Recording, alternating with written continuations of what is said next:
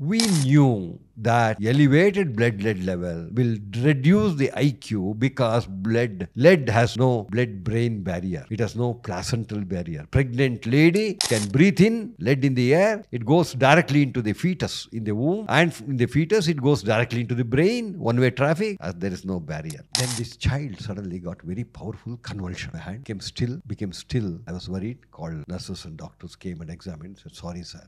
Child was dead in my hand. I could not keep the child on the table nor give it to him." For example, bone. When lead gets deposited in the bone, it will take 35-40 years for 50% of that lead to come out. In the batteries, but battery lead is very safe. We wanted to measure. We found 53% children below 12 years having high blood lead level, and we started estimating blood lead level. It took 3 years. 1999, by the time, we had already collected more than 23,500 people blood lead level. Most of them were children below 12 years from schools.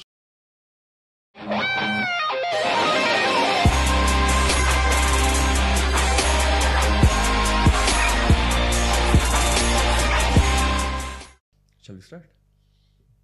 Okay. Okay. Hello, check.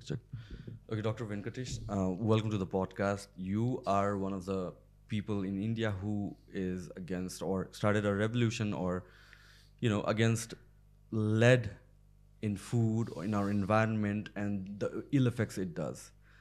How did you get started with this? It is not a revolution which I started. It's not me, along with me, many others joined me in creating much needed awareness. This awareness itself has become a revolution in the past 20 years or 25 years. Now, how did it start, I tell you? I knew nothing about lead. Though I was a professor, head of the biochemistry, I used to teach about the impact of lead on some of the biochemical parameters. Beyond that, I did not know much. We did not give much importance to that because we had so many other things to look into. In our medical curriculum, nothing much about lead was talked about except pica, except lead causing anemia, lead causing neurological problem. We did not know much about that. Though information was available, we were not aware of that. One day, one great man, Admiral Dawson, he's no more today. I would like to remember him every day. Admiral Dawson called me. He said, "Please come and join us for dinner at his place." I said, "What is the occasion?"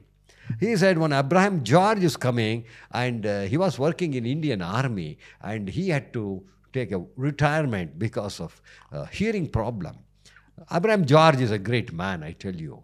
The founder of the George Foundation, the founder of Shanti Bhavan, the founder of Project Lead Free. In fact, all the credit should go to these two people, the Admiral Dawson and Abraham George, but for whom I would not have ventured into this great subject, a ocean of lead." Went for a dinner, met Abraham George. He asked me, "Hey, do you know what is the average blood lead level of Indian population?" I said, "Why are you interested?" He said, "I had to retire from Indian Army because lead, I heard, causes deafness. I had hearing problem." I said, "I have no idea. We have not estimated. We don't have blood lead estimation in our hospital." He said, "Why? It's such an important thing. You are using leaded gasoline all over the country." I said, "It's a news to me. I know, but I never knew it's leaded gasoline. I knew tetraethyl lead is used as an anti-knock." He said, "Can you estimate blood lead level in some population we want to generate data?" I said, "If I get the facilities, I don't have equipment. If somebody can give me, I don't mind doing it free of cost. I don't need to charge anybody." He said, "I'll provide you a project lead free, and it should be a multi-centric study. Delhi, Calcutta, Bombay, Bangalore, Chennai, Vellore. We'll do this." I said, "Okay, fine." We decided to estimate the blood lead level, but it was very expensive. First, we wanted to do whether there's anemia by doing a simple test, ZPP, zinc protoporphyrin. If there is anemia, we wanted to test them for the blood lead level. If lead causes anemia, we know very well, it cannot be treated with iron folic acid. Then we started the project in 1996 in a big way. And Admiral Dawson, Abraham George, many of the American associates, and with World Bank and many organizations, we had support.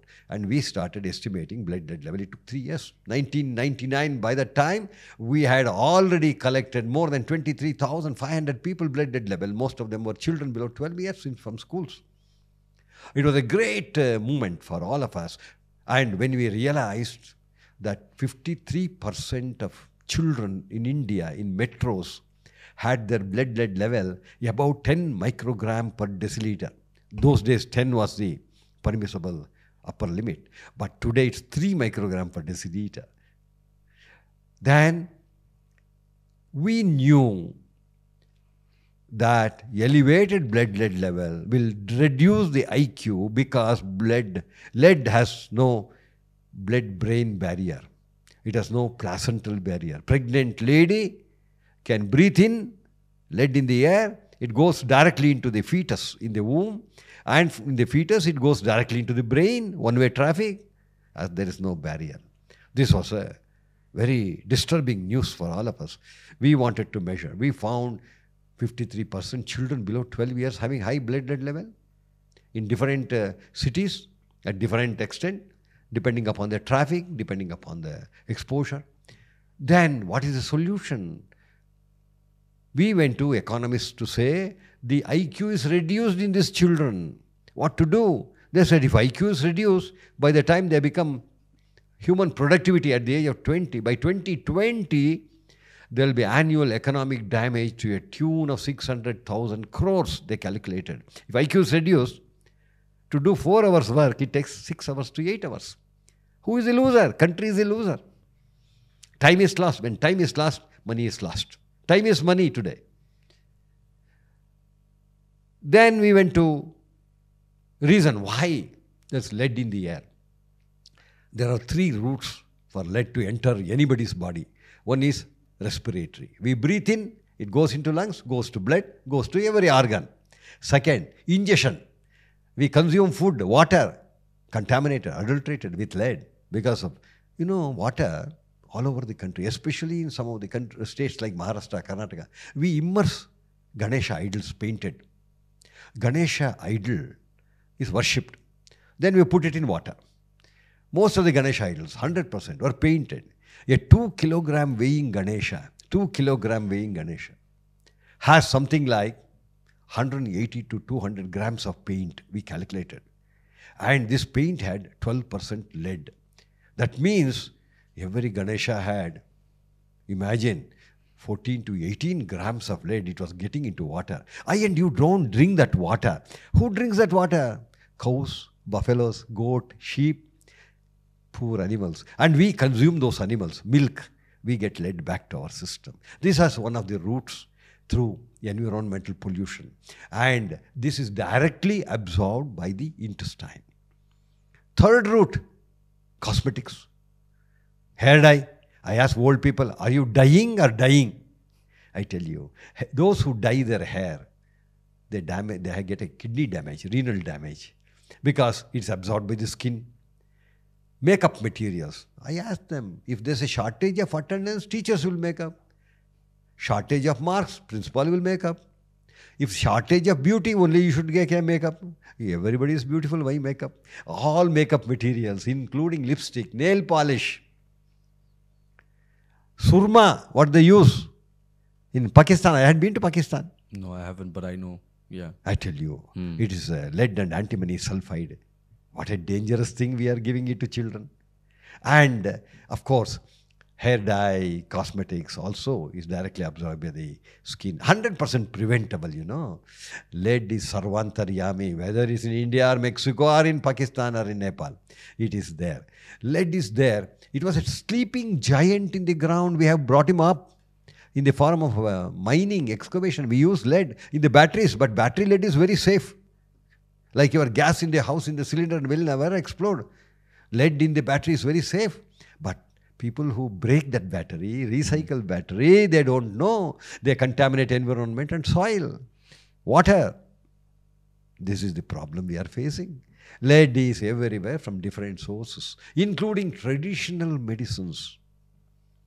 I don't want to call it as a particular system of medicine. It is a Chinese system or Indian system or Mexican system or so you know, in our Arabia, medicines are used, traditional medicines containing lead. Henna, hair dye, you know that. And in some of our traditional medicines, we have. Am I okay? Yeah. Okay. In some of our traditional medicines, what is happening, you know? There is Saptamrita Loha. Loha means metal. Sapta Amrita Loha. 7 Amrita Loha. In that lead is there. Trivanga Basma. Lead is there. Naga Basma. Nothing but lead.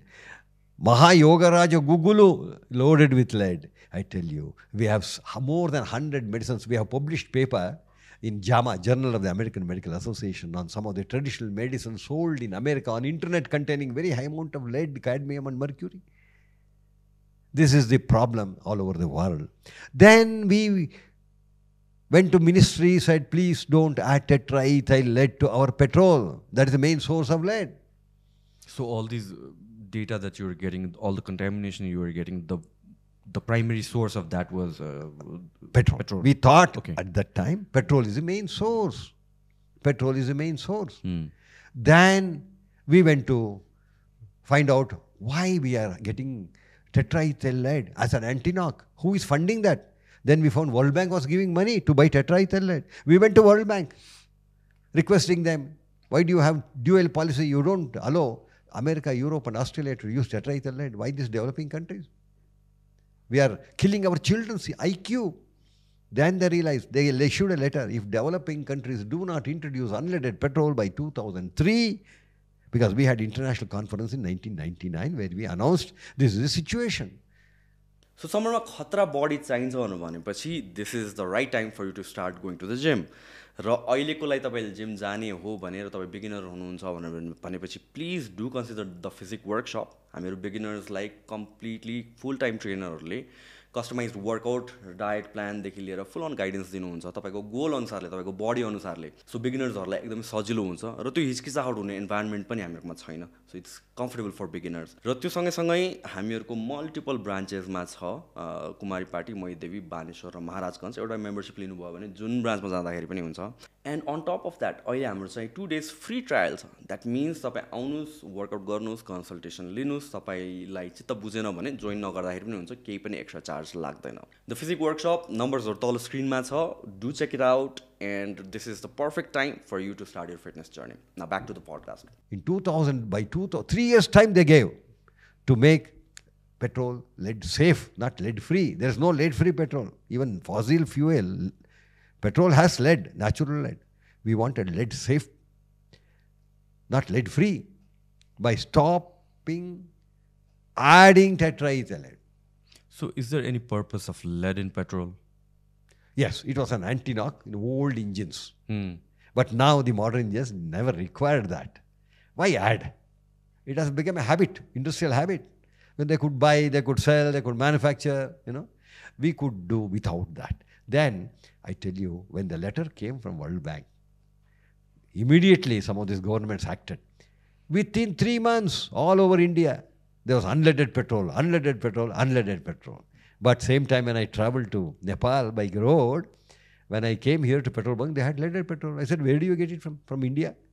I tell you, we had unleaded petrol, but we were supplying leaded petrol to this country. Of course, that has stopped now. Nepal, all over, we have unleaded petrol. This is how the whole thing started. And the project completed in 2000. Then there was nobody to support continuation of the project. We had equipment. Then we used the equipment to PhD students, MD students, and we established a center called National Referral Center for Lead Projects in India. Lead poisoning in India. We called it National Referral Center for Lead Poisoning in India. And India Lead Zinc Development Association, of Battery Association, they invited me to give a talk. And they made a request, please don't use lead as a poison, because we are using lead in battery. The moment you say poison, it may affect the battery industry. Then we changed the title, National Referral Center for Lead Projects in India. And we established 48 centers now. I think 56 centers are there all over the country to measure the blood lead level of people. And I tell you, the battery lead is one of the safest lead, contained lead. Unless somebody breaks the battery in public and makes this contaminating the soil and air and water. This is how the project started.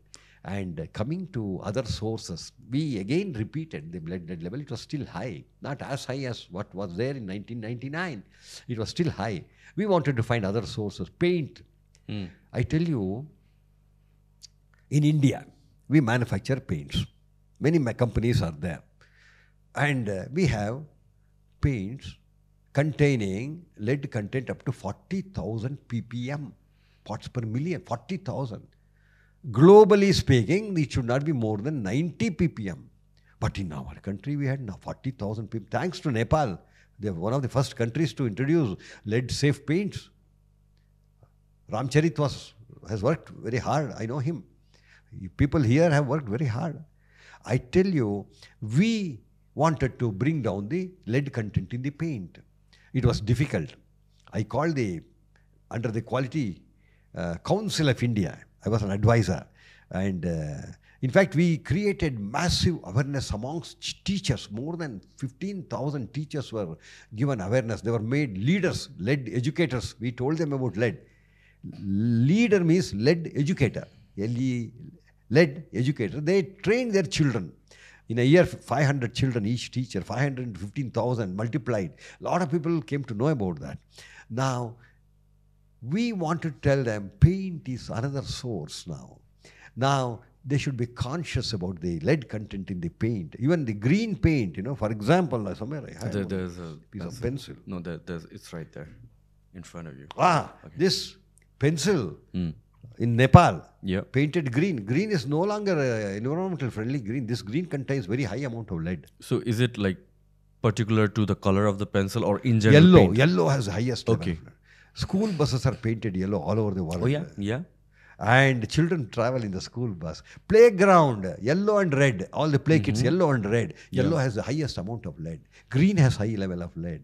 And though permissible level is 90 ppm, it was more than 4,000, 5,000, up to 40,000. Well, that's insanely high amount of very high amount. And children play, they eat biscuit, and without washing hands, the lead goes into their system. Is there any purpose of having lead in paint? Yeah.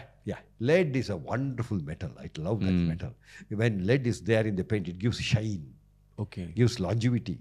Doesn't get. When in the paint, submarine with lead-based paint, it will never get corroded. In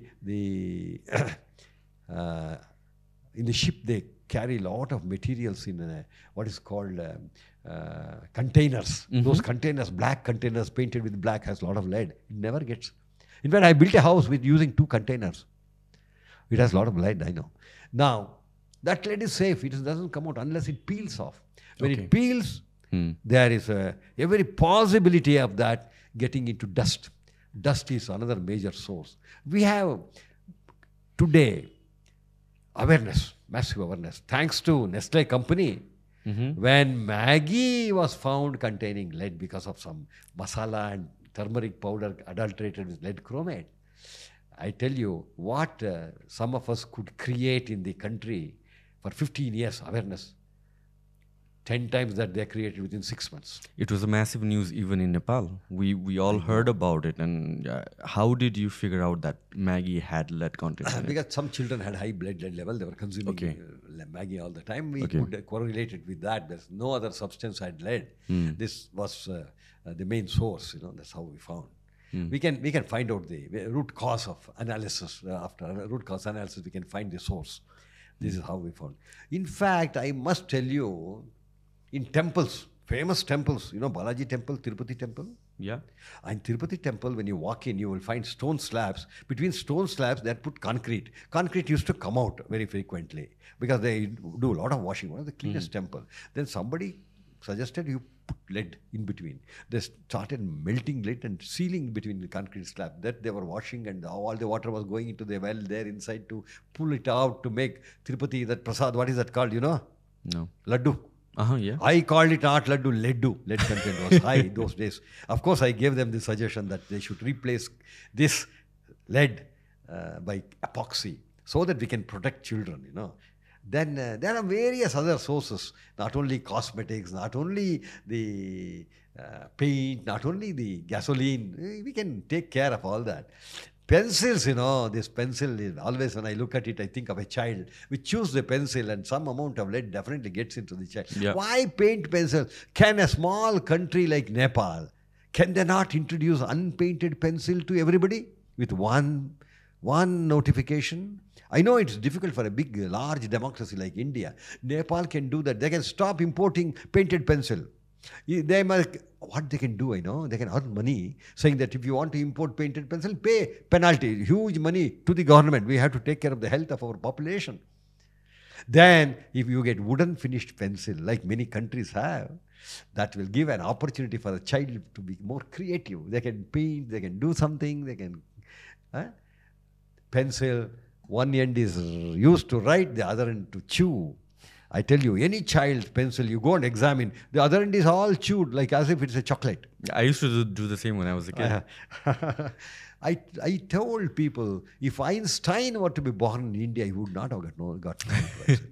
I may be wrong in saying that, but I know the lead reduces IQ. He had a very high IQ. Yeah. A good environment. How many children in Nepal, India are losing this opportunity? How did you figure out the correlation between lead and IQ? I did not do. Lead and IQ study was done by Needleman. Okay. Needleman is a great scientist. We collected all this data from different people's work and we correlated and we used that data to solve the problem. Enough data is available on the earth. If you go to Google and search lead poisoning, lead toxicity, you get enormous amount of data. Is there a measurable amount of decrement in IQ that's correlated with that lead? has been done. Okay. That has been done. Yeah. Yes, that is there.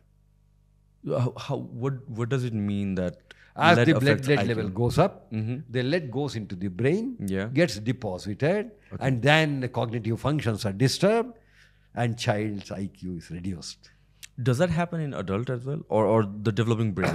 in developing phase. But in adults, what happens? It goes and gets accumulated in the bone, liver, kidney, causes. It doesn't spare any organ in the body. So it's like a slow working poison in the Slow long poison, run. slow I mean, like poison, it's slow definitely going to manifest. But nobody will know, Yeah. Do you have lead in your blood? You don't know. I don't know. I would assume This yes. question I ask everybody. Yeah. Okay. I'll tell you one incident. One day at this time, it's around 11:30, 12 o'clock. I was sitting in my department. One young couple were walking in front of my room. My door was not closed. I asked my secretary, who is that? Sir, they have come to see you from Bihar. They are from Bihar. I called them inside. The young couple came. They had a beautiful, small, young infant, 3 months or 4 months baby, a female child. I asked them in Kannada. They did not know Kannada. I said, Hindi mein boliye sir. Then I asked, kya chahiye? They said, they gave me one slip. They had come with their child. Child's blood level had to be estimated. Because child was getting convulsion, mirgi, what we call mirgi. Yeah. Convulsions after convulsions. Within 3 months, it had several convulsions. And I said, kya ho gaya? They went to doctor. One young doctor examined the child, said, where are you working? This man. He said, private. He said, private mein kya kaam kar rahe ho? He said, I break battery, use the battery to make pipes for the toilet because it doesn't get corroded. Suddenly my young doctor realized, his child must be having lead poisoning. Kidhar kaam kar raha? Ghar mein kaam kar raha hu. Arey, this man was working with a private industry. He was getting some money. He was doing it in his house also, spare time. He was making pipes with lead. And then he got married. His wife became pregnant. In one corner of the room, she was making roti. Another corner, he was melting the lead. And she, during pregnancy, inhaled all the lead fume. And that lead went into the child. Child, it went into the brain. Child, after birth, it was getting convulsions. After convulsions, they came. We had the method to estimate blood lead level within a short period of time. It is called lead care. Lead care is today globally used equipment, portable, battery operated. Anywhere you can use. Within 3 minutes, you get the blood lead level. Specific. We did the heel prick of the child. Looked at me and smiled at me. What a beautiful child, fair child. I loved that child. I took that child in my hand. He did not cry. We did the heel prick, took the blood, Child did not cry. Then he said, "Kitna time lagega, sahab?" I said, 10-15 minutes. They were waiting. I asked them to sit. They refused to sit. They had no footwear. He's asking how much money he has to pay. I said, "Don't worry." He was searching in all packets, some coins, some money. Poor fellow. We did not want to collect money. Then this child suddenly got very powerful convulsion in my hand. Became still. I was worried. Called nurses and doctors, came and examined. Said, "Sorry, sir. Child was dead in my hand." Child was dead. I could not keep the child on the table nor give it to him. It was a terrible thing which I never experienced any time in my life. I lost a child in my hand that day.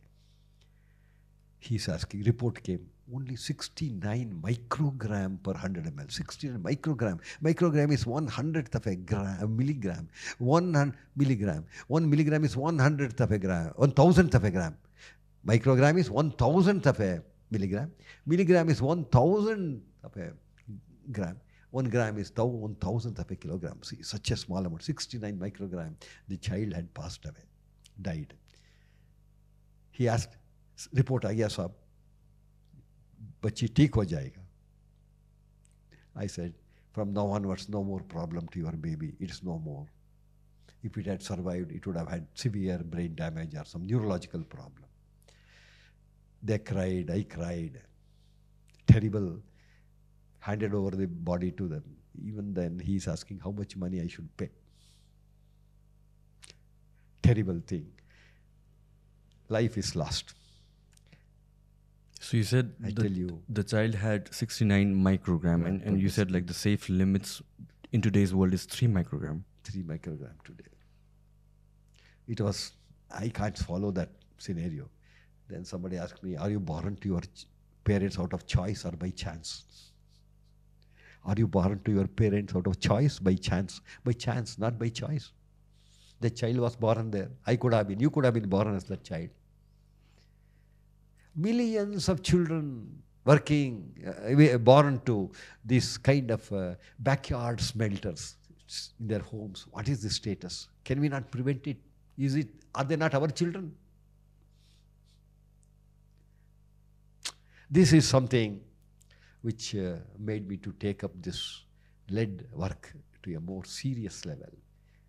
A lot of people are involved, a lot of work has been done, hundreds of papers are published, and a lot of improvement has happened.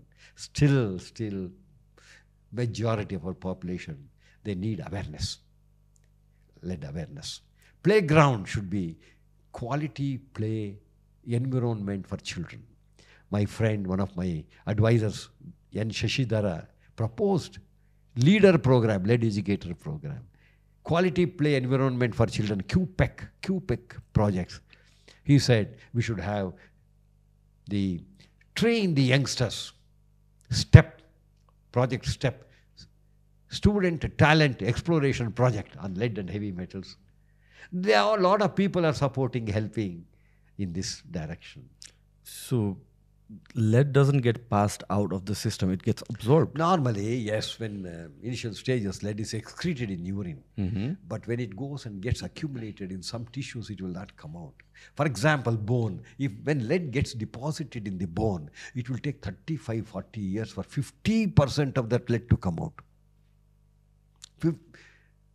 Imagine, 35 years you have to wait for 50% of the lead you have accumulated in your reserve bank bone. Do you call that like half-life of lead? Half-life. Okay. By that time, enough damage is done. Ladies today, at the age of 30, 35, even before menopause, have joint pain. They can't sit. When they sit, they cannot stand. It's because of lead content. So just like you helped remove lead from petrol, is it done in terms of paint as well? No, I mean in paint as well. Paint. Is it lead-free right now? No. Lead-safe paints are now available. There is no need to add lead in the paint. So we have lead-safe paints. We had a meeting with lead paint manufacturers. We asked them, can you manufacture lead-safe paint below 90 ppm? They said, no, we don't have technology. I said, look, 91% of market share of paint is for India. Remaining 9% for exporting to Singapore. You have the technology, otherwise they would not have accepted. I said, why don't you make it for our children, your children, grandchildren? They said, no, no, no. I said, look here, it's secret between you and me.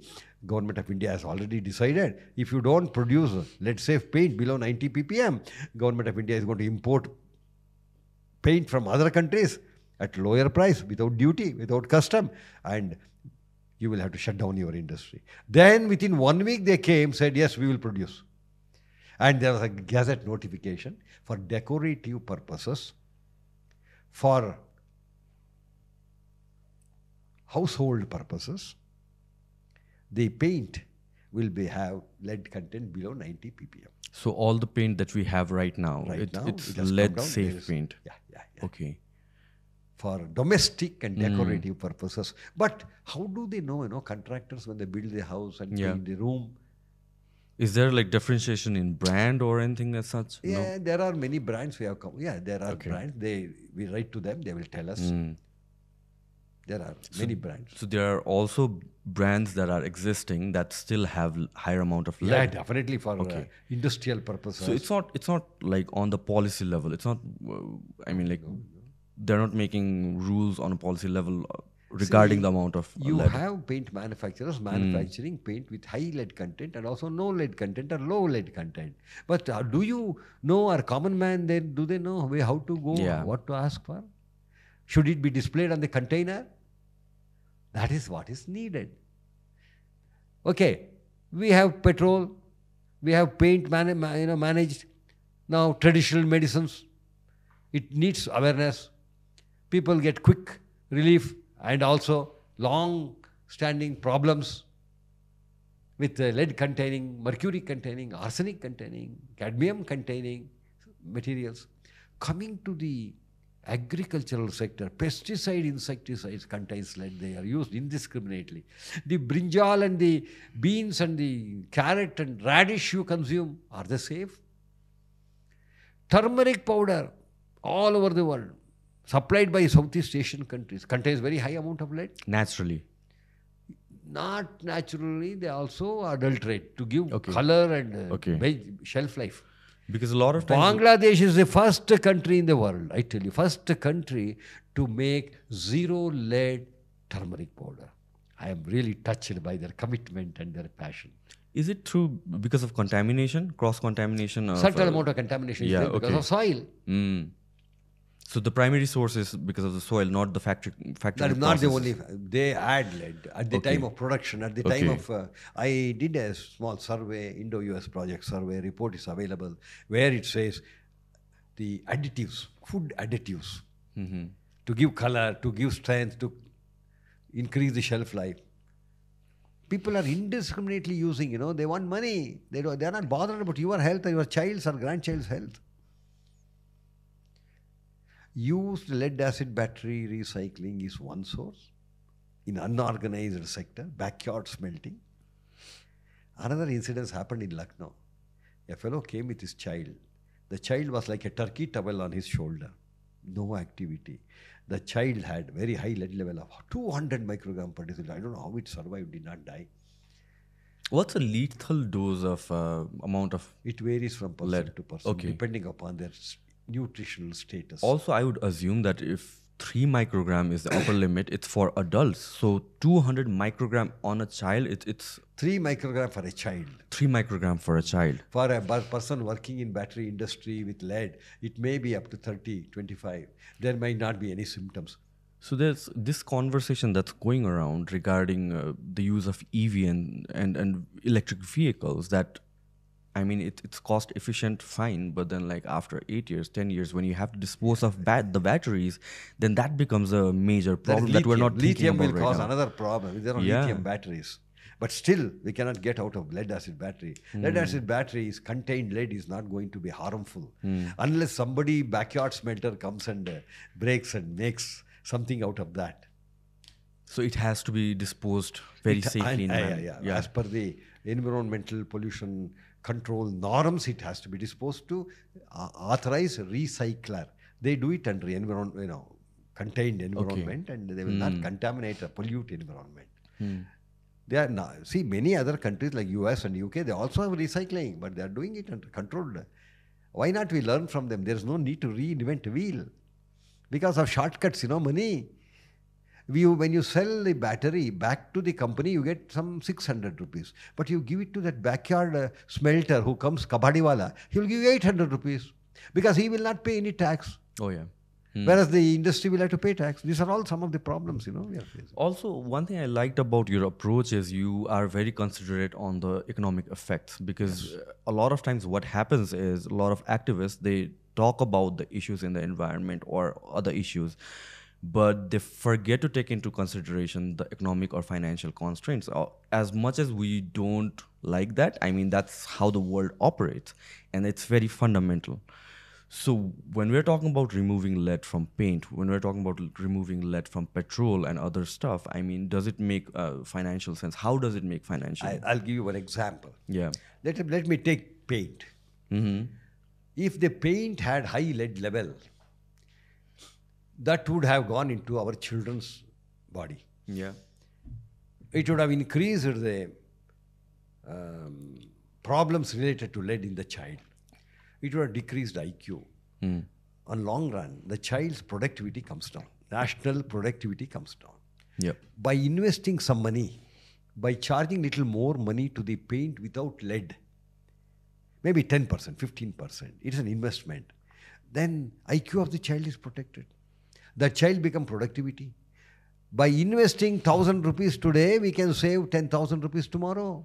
Economics is, you are not creating a scenario where there will be a damage, but we are creating a scenario by investing money to prevent damage. On long run, it helps any country. A country like this small country can do this much better than a bigger country like India, because it's one decision. And it is the awareness can be created, because population is small, but in India population is large. Creating awareness itself is a big challenge. Here there are greater opportunities to. In this one pencil, unpainted pencil, is much more easier to introduce in this country, which on long run increases the economy of the country. You don't use paint to paint the pencil. Money is saved. IQ is preserved. Money is saved. Productivity increases. Money is earned. So the Maggie thing did wonders for awareness, right? How did they come out of it? They got convinced. There's a court case. Then there was hue and cry. Then they looked into various other means of protecting. First they said the water we are using from the soil is having lead, this. I said you have filters. You have to remove lead. Because tomorrow your market has to sustain. You have to increase your production. You have to. Then they. Probably they are intellectuals there. They're all intellectuals, not that they intentionally they do not want to harm anybody. No. There was a risk using that. But probably they must have realized, and they have introduced that. I'm happy with Nestle for their timely action. So when we talk, the other thing that's been going around is like a lot of people are very concerned about heavy metal contamination as well, not just lead in general. I mean, in terms of food, in terms of medicine, or other stuff. So when we're talking about heavy metal contamination, what are we generally talking about? What are the side effects? We are talking about heavy metals. Yeah. Or the metals which has no biological function in our body. It may be arsenic. It may be lead. It may be mercury. It may be cadmium. These are all heavy metals. Arsenic is not a metal actually. When we are talking about these metals, we are getting these metals through food chain.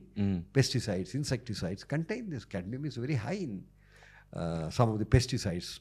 Now, if this continues, it will damage our system. It is 100% preventable. Therefore, we have now technology called X-ray fluorescence, with which we can measure more than 35 metals in any substance. And we have been measuring in soil, in some of the spices, particularly when you look at spices from India, Nepal, Bangladesh, Malaysia. We have cardamom, pepper, dalchini, and some of these things. And they are all found having a high amount of lead. And other countries are refusing. They are banning. When they ban import of what we export, who is at loss? We are at loss. We produce tons and thousands, several tons of turmeric. If it is not used, it rots and it goes waste. It should generate money. Therefore, we have to be cautious, careful. It should be safe, certified. Therefore, today we have certification of food to ensure it is not contaminated with heavy metals. So how does this certification of food work? I mean, does it apply to every food in the market? FSSI, Okay, so food safety. Yeah, that is there. so the food or the company that's getting the FSSI They have to have a certificate. It will be tested in certification. an accredited laboratory. So these are safer when it comes to heavy metals. Yes, They're yes. tested by a batch per batch basis. Batch-wise. Okay. Batch-wise. Every batch should have a certificate. Batch to batch, there's a variation in the thing. And now people, you see, for example, you have Agmark for fat. You have Hallmark for gold. You have some food mark, safety marks for some of the spices. And when outside agency like UAE, so if they want to import from India, they will ask for the certificate. They will also do testing in their lab. And if there's lead, cadmium, mercury, they will reject. And who is the loser? We are the loser. But if we provide clean food, they will accept. It will improve the economy of our country. Isn't it? Do you think these certifications should apply to all the foods that are available in the market? Of course. All packaged food, processed food should be certified. What do you think about the state of Nepal? I mean, like the certification and the food quality. See, Nepal need not invent wheel. It's already there in neighboring countries. They have to just get people trained, establish food testing. There is already food testing lab. They are testing for some of these things. I'm sure Nepal must be having a good system here because India is not far from them, and people from India are also working here. And Nepal is importing tourism, but now they should export food also to improve the economy. I think they should look into all these details, Talking generally, I mean, we talked about how lead particularly can affect your IQ, right? And there's so many data or word going around that the average IQ has been decreasing over a several period of years. What other factors could it be? With reference to lead. No, I mean, like apart from lead, what? Other toxic substances. Yeah. See, anything unwanted causes burden. Anything which we don't use and still keep with us is a burden. The burden means unnecessary expenditure. Burden means several problems. Now, we call it as lead burden, mercury burden, cadmium burden, means when the level is beyond certain level. What to do? We have to remove them. Means we have to chelate them, give medicine. Means there's an expense. There's an unnecessary, unwanted expenditure incurred. If at the same time, productivity is also damaged, hampered, the best thing is avoid, prevent at the source itself. If the source is plugged, I think it will improve the economy of any country as far as heavy metal toxicity is concerned. There's nothing new, no much research needed. What is needed is action. Act locally, adopt globally. In our society, in our community, we can, as a small population, successfully employ.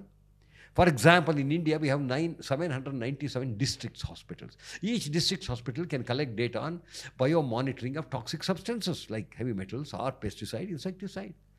That data is enough to take care of the population in that district. If that can be done all over the country, the whole country is safe. Similarly, similar thing can be planned in Nepal. 75 districts are there. In each district, authorities are given responsibility. Monitor how much pesticide this district is procuring, how much you are using, what is the soil content, soil lead content, soil mercury content, cadmium content. Chelate, very easy to chelate, mitigate. Carbon can be powdered, charcoal can be powdered, spread mixed with the soil. It will absorb the toxic metals. There are ways, otherwise you may have to adopt very expensive chelation. You have to give medicines which are very expensive. To remove lead from the blood, there's a medicine called Kimet. It is a desmercaptosuccinic acid, a DMSA. Its cost is $3,000 US. Very expensive. How many people can afford to do that? It is problem. Every problem has a solution. If there's a problem without solution, it's no longer a problem. We should not get disturbed by problem. We should look at the solution. I and you may not have solution. Let us go to somebody and get the solution. Solution is there. But there should be willingness. Political will is very much required to tackle these problems. What is this political will? The political will is they should be willing to take advice from experts like you and me. They should take an advice, adopt it in their own interest. If one political party can bring a better environmental condition, they will continue in any country. Everybody loves to have them. It is not just the money which makes the political parties to continue. It is their work. The other thing you've been involved is on certifying labs. So what's the state of labs right now, laboratories? How does it work? In general, if somebody wants to invest in a lab. We have two types of labs all over the world. One is called testing lab. Another is calibration lab. The testing labs, they test quality of testing facilities so that the product which is manufactured is tested. And with this testing certificate, they can export the product. It's a product export from a country to improve the economy of the country. But the product should be tested by testing laboratory which is recognized globally. How do they recognize? Testing laboratory must comply with some global standard. That global standard is called accreditation standard. Now, there are more than 23,000 accreditation standards. For example, let me take medical laboratory. Medical laboratory has to follow one particular global standard. It is given a number 15189. ISO 15189. ISO is International Organization for Standardization Standard. ISO means similar. Two laboratories doing this with the same standard will give same result. Your blood sugar, my blood sugar, both the lab will be same. Now, these labs to go in for accreditation, they need an accreditation body. I'm happy Nepal has an accreditation body. Now, earlier they were depending upon Indian accreditation body. Now, Nepal has its own accreditation body. It is affordable. People can apply to this lab. They can follow the standard. Now, we are training a lot of people. More than hundreds of people are trained here. More than 12 labs are already accredited. And first laboratory to get accredited is in Kathmandu, our Samyak laboratory. And many laboratories have followed. Now, more and more laboratories are getting accredited. Now, what is the driver for accreditation, I tell you? Out of 10 labs, if 9 labs are accredited, 10th lab automatically gets accredited. Otherwise, they cannot survive. Competition. If public goes and demands that, is this examination you are doing is accredited? If they say no, they will go to accredited lab. That means there is a public demand which makes people, laboratories to go for accreditation. And third one, third party payment organization. If insurance agent says, we will reimburse your money if you get your examination done in accredited lab. These are the drivers. These are the things which we should promote. At the same time, if you are getting or anybody getting their blood or urine or stool examined in an accredited lab, the report is accepted globally all over the world. They will not ask for repeat test, retesting, so that as a result, money is saved, time is saved, and there is an acceptability. Now, I'm happy. Nepal is picking up very fast. Yesterday we started a training program to pathologists. There are 22 pathologists from all over Nepal attending the training program. They are all willing to get their laboratories accredited. See, I tell you, in next 5 years or 6 years, Nepal will be in much better position than India. I tell you, in India we have 3,75,000 laboratories. Nepal there might be 2,000 laboratories. Getting 2,000 laboratories convinced and getting accredited is much more easier than convincing 375,000 laboratories.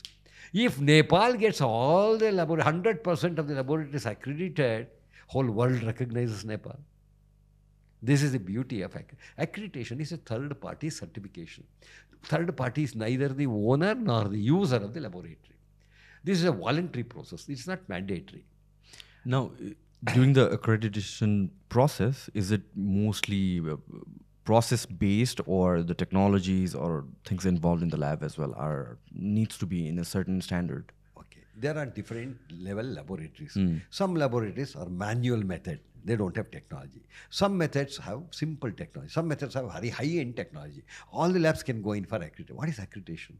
Accreditation is given to the methodology they are using, quality of resources they are using, competence of people in that laboratory. Okay. The standard only talks about quality of resources, competence of people.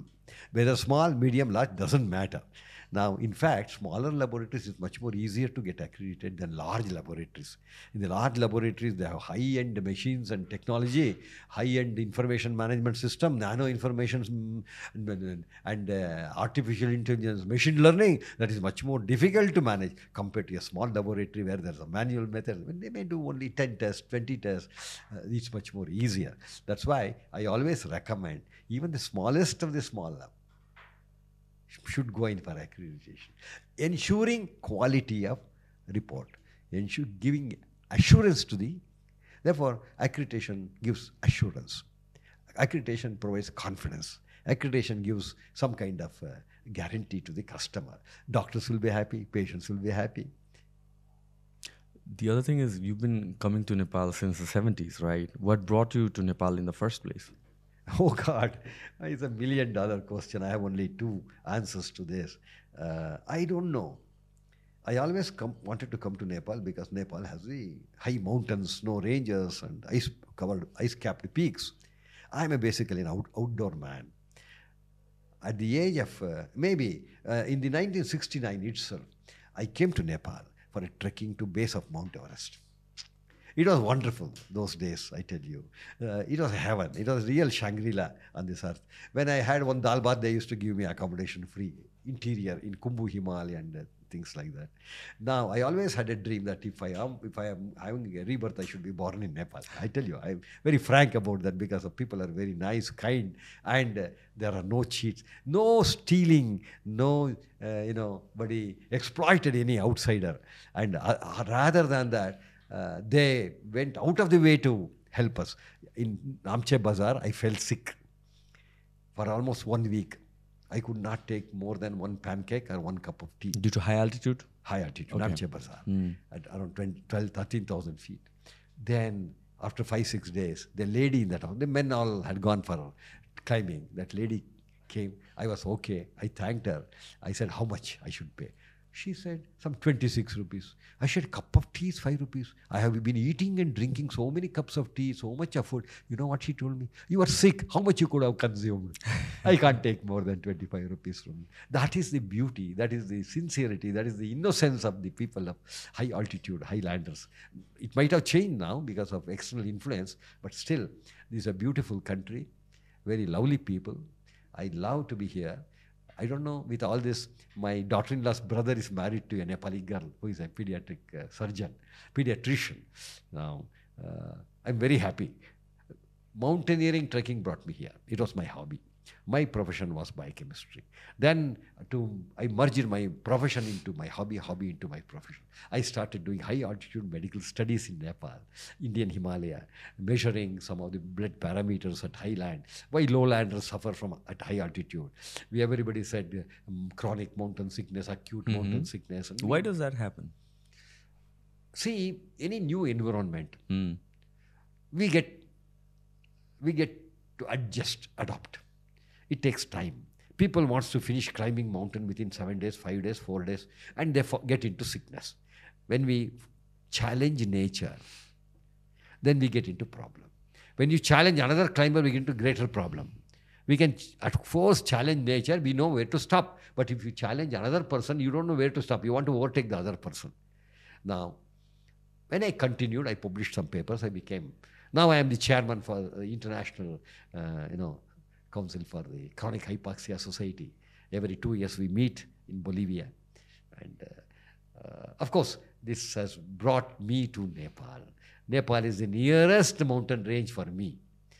Okay? And people are nice, very kind. Even today, I love Nepal. I love Nepalese. And I have a Shambandhi here. Therefore, I am become 50% Nepali now.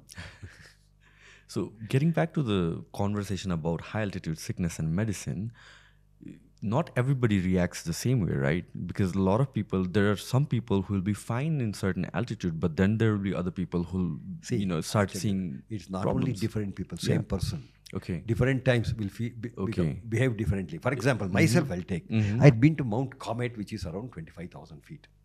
Nothing happened to me. But when I went to Muktinath by helicopter, everything happened to me. My face became moon face. At not even 12, 13,000 feet, I had a mountain sickness. But Mount Comet, I did not have. Tell me, why? We don't know.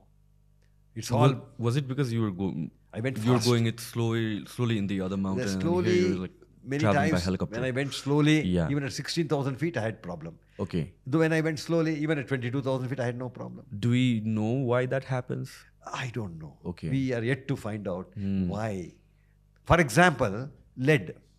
When battery workers, when their blood lead level is 70, 80, 100, nothing happened to them. They are like you and me. But people with 30, 35, they have lead poisoning, lead toxicity. Why? Here, exposed to oxygen, low oxygen, nothing happened to me. But at higher altitude, but lower altitude, much lower altitude, I suffer.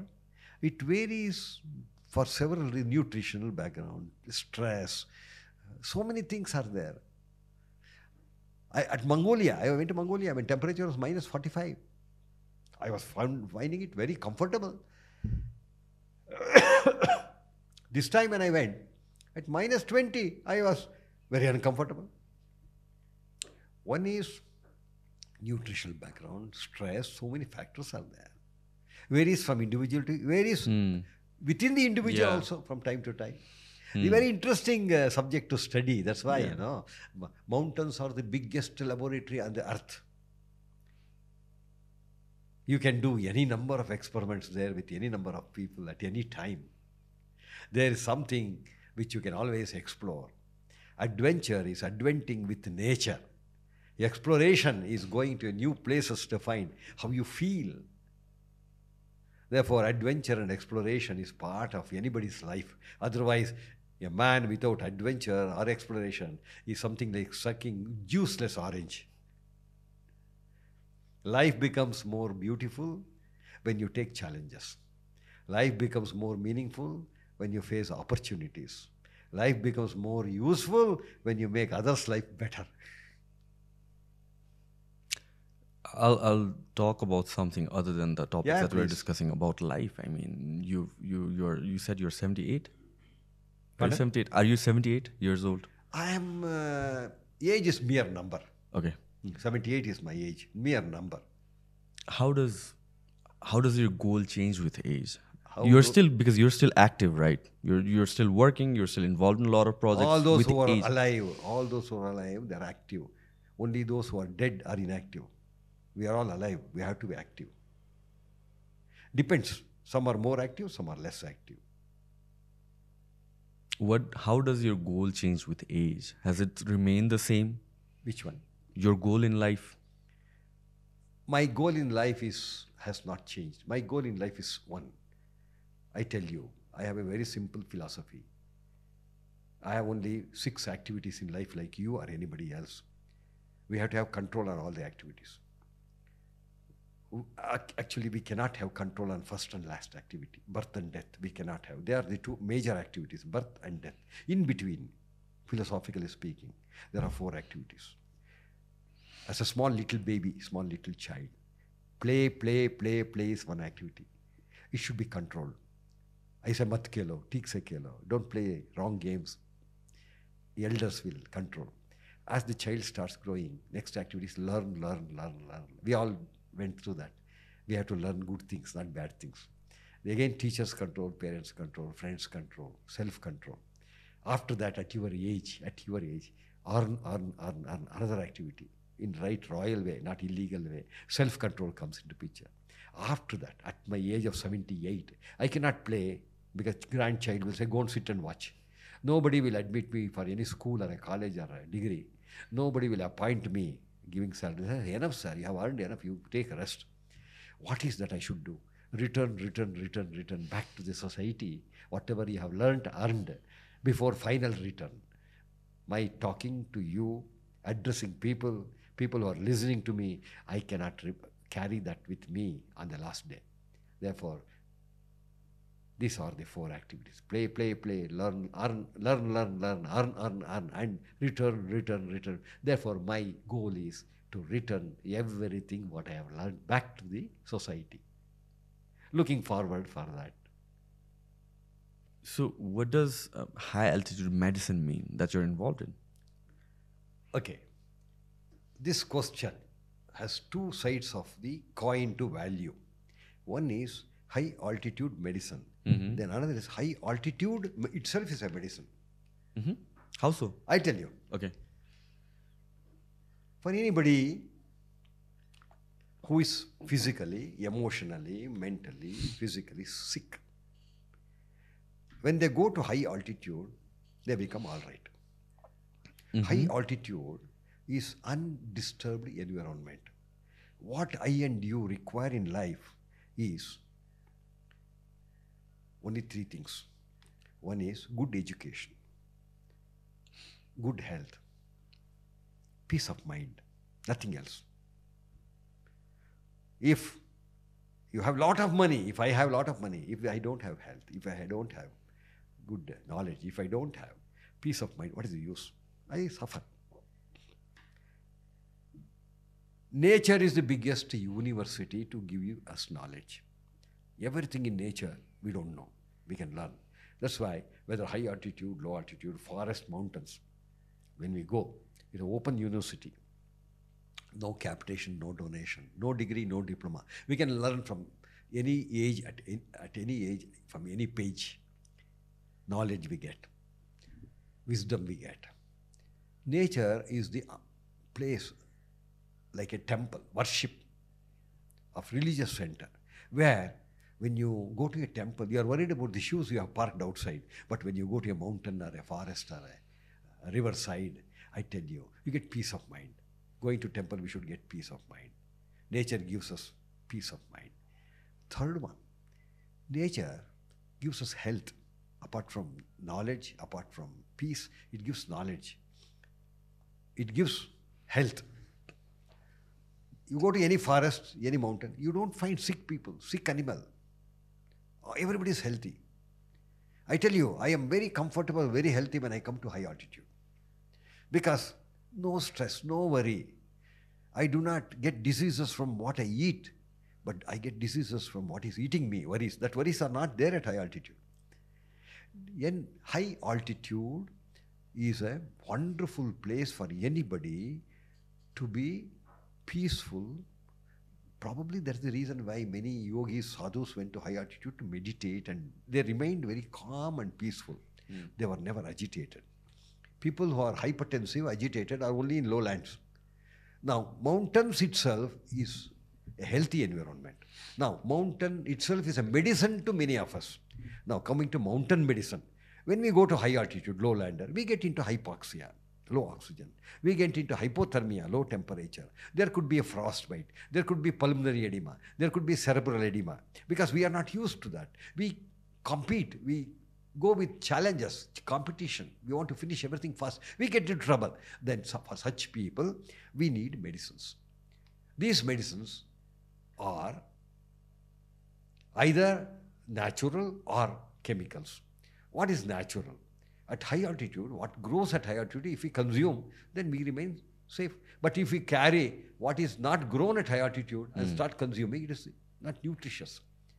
Other than that, when people get into problem at high altitude, we have, if their oxygen level comes down, if their hemoglobin level goes up, then there are some medicines to compensate. Nobody died of chronic mountain sickness. On the other hand, people who are living at high altitude, like Ladakh, Altiplano in South America, they never had COVID. COVID incidence was very, very low. Whereas people in coastal area, people in other places had very high incidence of COVID. Why Nepal, Kathmandu had high level of COVID? Because a lot of people came here, carried COVID and distributed to everybody. You had to vaccinate everybody. But high altitude, that incidence was very, very low. This is one thing we should notice, because the vectors, the virus cannot survive at that temperature, at that altitude. So it's not just a matter of not being contaminated by other people. They carry it. Okay.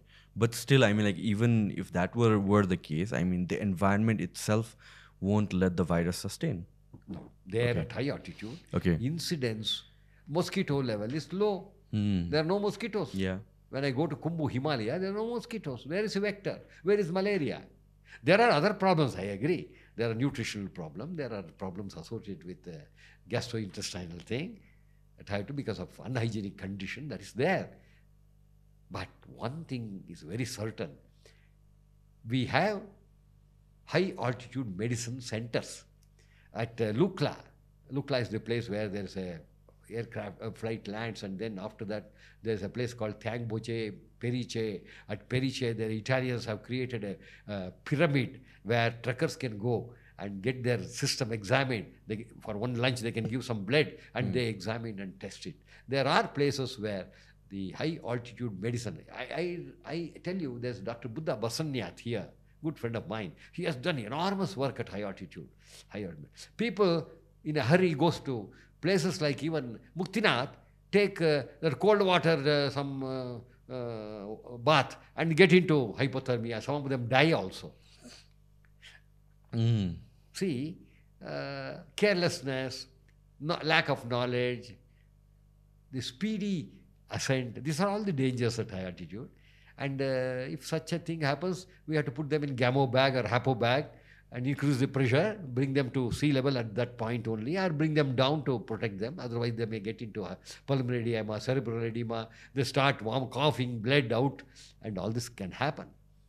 Therefore, high altitude medicine is an upcoming discipline, and it is highly beneficial to lowlanders going to high altitude. Highlanders like Sherpas, they have blunt nose, blunt ears, and barrel-like chest. They can get adapted to high altitude naturally. I've heard a lot of my friends say that when they are traveling to higher altitude, they carry ginger, I think, if I'm not mistaken. Yeah. Is that a common thing? I tell you, some of these natural antioxidants, turmeric, ginger, pepper, some of these things protects them from many ill effects of high altitude, because they are lowlanders. They are going to high altitude. Now there are some chemicals. For example, acetazolamide. It's called Dimox.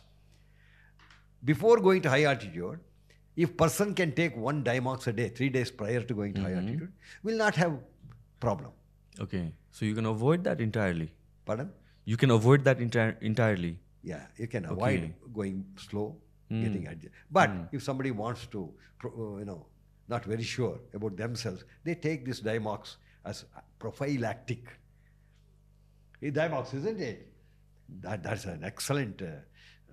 And also, if beyond that there are other things like nifedipine, calcium channel blocker, then steroids are used at high altitude. These are all medicines which are commonly used at high altitude.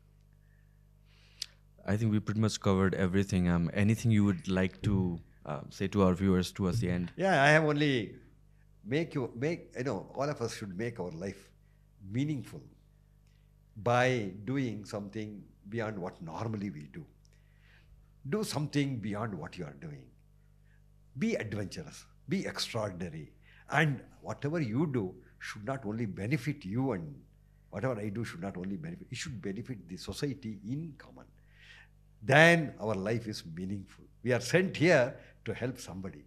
We are sent here to make others' life better. Nothing more. Thank you so much. Thank you so much for your time. All right.